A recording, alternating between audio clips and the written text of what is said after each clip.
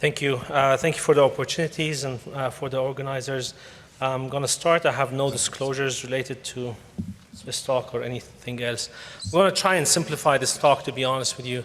To perform optimal closure, you need optimal access, and we're going to talk about optimal access. Mainly, I'm going to concentrate on femoral access, knowing that radial first is the way to go, and to decrease complications, that's what you need to do. But obviously, all of us still need to go femoral at some point, either for peripheral procedures or other procedures, structural. So we're going to discuss that.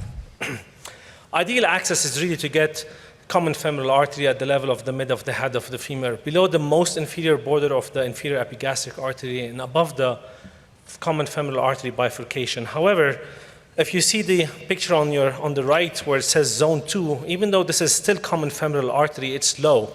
So even access in that area is not okay.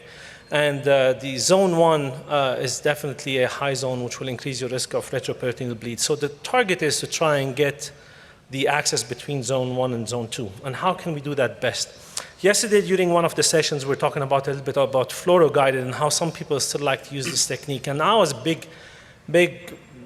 I like this technique. My first study on vascular access in 2009 was about exactly this technique. Unfortunately, this technique alone, just fluoroing the inferior border of the head of the femur and trying to get access from there, is not very helpful.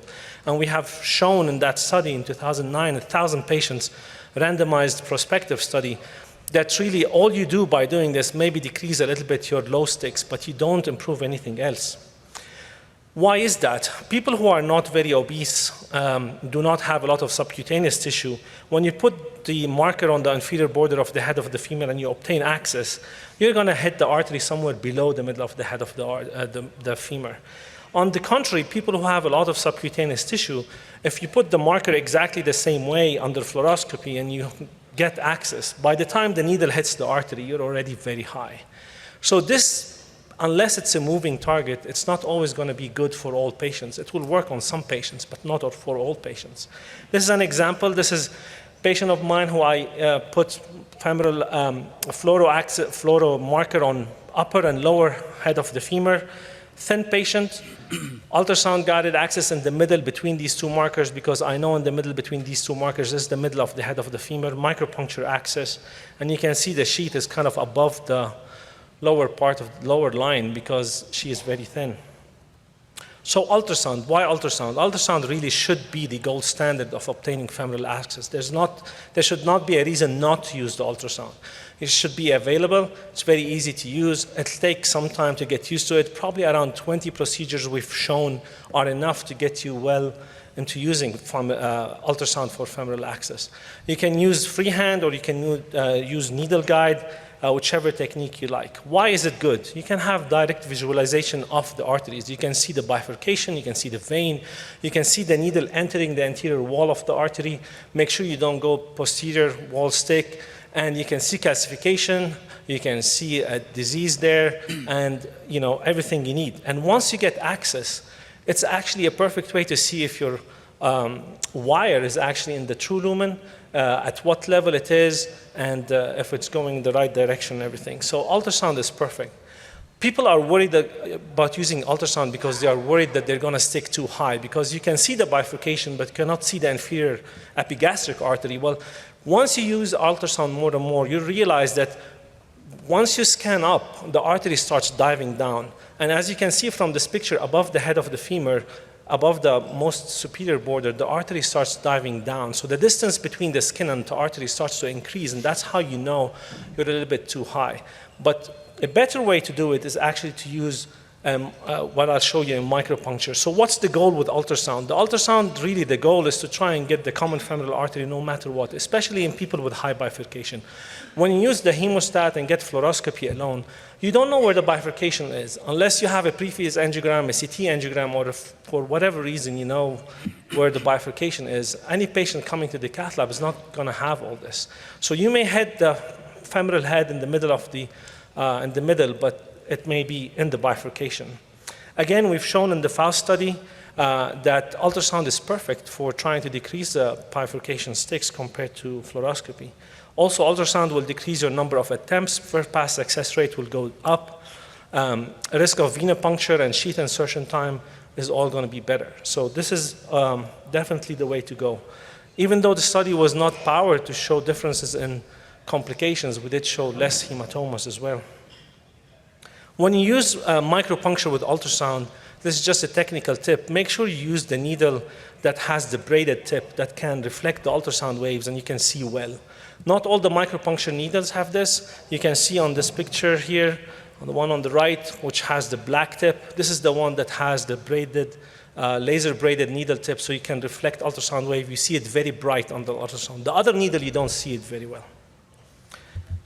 The way I like to do it is I like to really get ultrasound guided, make sure where the inferior border of the head of the femur is with fluoroscopy first, and then I start from there. I scan to make sure above that a little bit to make sure I know where the common femoral is above the bifurcation. Then I stick the artery with the micropuncture needle and I wire the artery.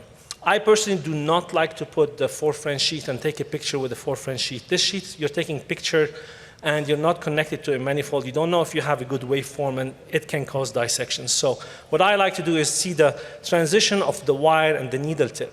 That transition tells you where the needle entered the artery. If you're in the high, you can remove it. If you're low, you can remove it, hold pressure for 2-3 minutes, stick again. Also, micropuncture wire, make sure you look at it a little bit under fluoroscopy when it's going up. You just need 1 or 2 frames to make sure it's going in the right direction. Micropuncture has been associated with high risk of retroperitoneal bleed. That's mainly because of the micropuncture wire going into places where it should not be. If you make sure it's going in the right direction, then you're good. After that, you should get access, which is perfect. And then you can take a picture and prove that, especially if you want to do closure device. Now, highly recommend you do femoral angiogram on every patient after you put the sheath and before you give anticoagulation.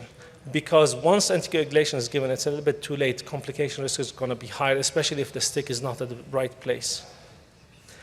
Once you do the femoral angiogram, I highly recommend you have a wire in your sheath because the sheath tip can be at the bend in the external iliac artery, and I've seen dissection either from injection or from advancing wires and catheters. If that's the case, either you can put a long sheath or you can do all your exchanges over a wire.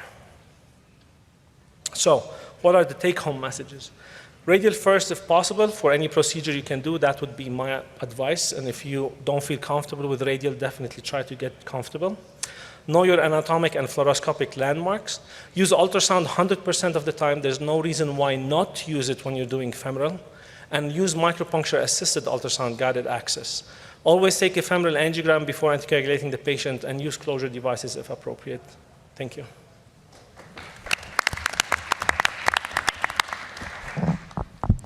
So we have a lot of microphones in the back there. Any questions from the audience specifically regarding this? Maybe someone want to touch on that point that you made earlier about fluoro ultrasound is the ideal way to use both together. I mean, that's certainly what our practice is that we have seen cases with ultrasound guided access where in the avoidance of the bifurcation, the stick ends up being too high. And so what we tend to teach is do fluoro first, mark where you're going to be, then go with ultrasound, but be very, very cognizant of that great point you made with the figure of the depth and what depth angle you take, because you could end up a lot higher than you think. Any other comments from the panel on that? Poonam, go ahead. So I trained with you all, but so especially with large bore access and doing towers, I do mark my spot with fluoro and then use the ultrasound. But just before going into the artery, I stop and then fluoro once again to make sure I'm really in that zone that I want to be, and that really is helpful because sometimes, especially people with a lot of subcutaneous tissue and those kind of cases, that's really very helpful. Yeah, so I use fluoro twice and ultrasound once on every femoral access, and all my fellows do that. Thankfully, they've learned and they know. First, to put the hemostat and to mark with this black line, we have markers with the kit. This way you don't have to keep your hands there all the time and stuff. You know where it is. Second is, you know, that's where you need to start looking up. And you can see the inguinal ligament, you can see the artery diving down, the distance go up, so you know you're too high. That's all good. But after we do micropuncture access, that's the second fluoro I do, is just to make sure the tip of the needle and the wire kind of transition there is in the right place. So really, it's 2 short fluoros, 1 or 2 frames, and the ultrasound in the middle. So maybe we'll just ask some more specific questions. So all practices, everybody wants to do it great.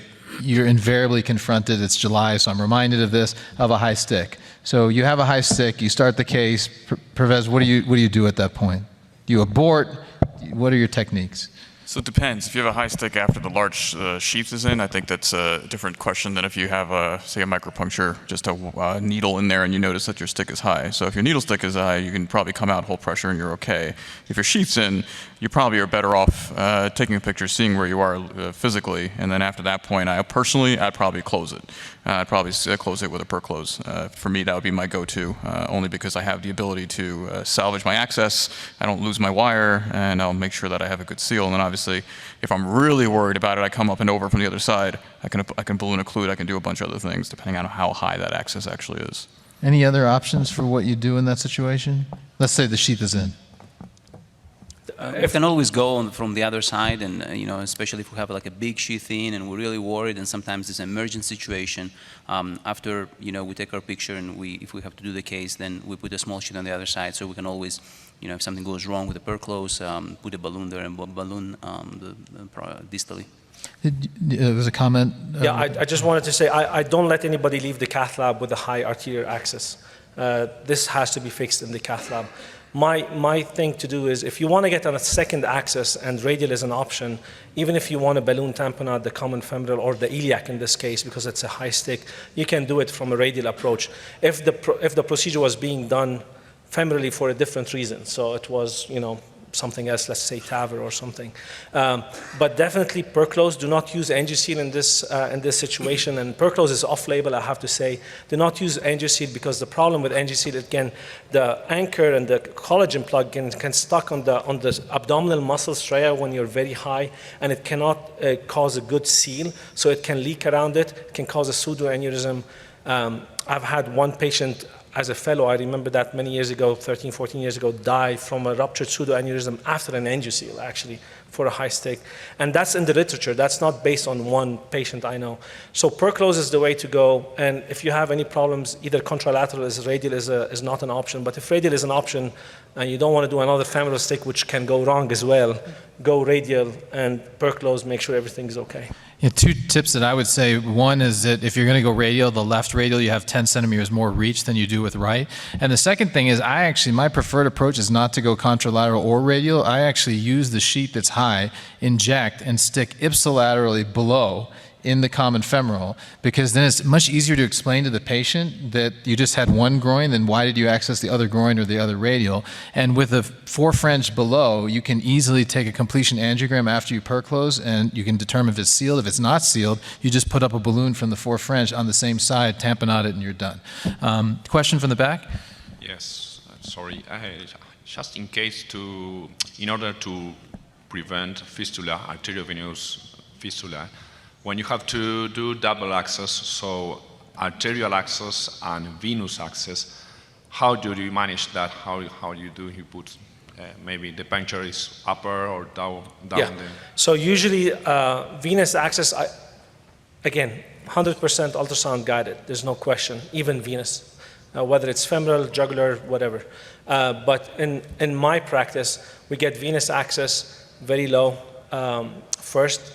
In the inguinal crease is fine. It doesn't matter really, as long as you see it on the ultrasound, a good vein.